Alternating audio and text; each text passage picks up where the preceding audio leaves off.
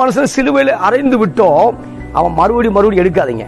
ஆமா, அதை அரைஞ்சாச்சு, மறுபடியும் ஆமா எனக்குள்ள இருக்கக்கூடிய தூங்கிக்கிட்டு இருக்க மிருகத்தை எழுப்பாத அப்படின்றாங்கல்ல.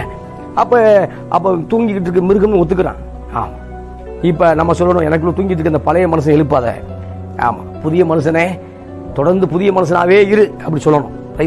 எனவே பழைய மனிதனை சிலுவையில் அறைந்திருக்கிறோம் சொல்லி நம்ம நினைக்கிறோம்.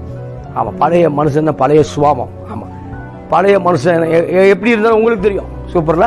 ஆமா, பழைய மனுஷன் எப்படி இருந்தாலும் உங்களுக்கு தெரியும், இன்னொருத்தர் வந்து சொல்ல வேண்டிய அவசியம் இல்லை. அப்ப பழைய மனுஷனுடைய சுவாபத்தை என்ன செய்யணும்னா கலைந்து போட வேண்டும். இன்னொரு வசனத்தை வாசி நான் நிறைய விஷயம் விரும்புகிறேன்.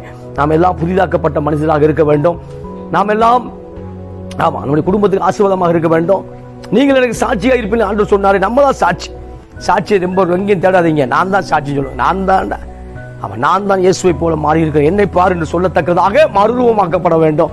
ஆமா, அந்த பாஸ்டர் பாருங்க, அந்த மனுஷனை பாரு சொல்லக்கூடாது. ஆமா, உங்களை பார்த்து அவன் சொல்லணும் புதிதாக்கப்பட்ட மனிதன்.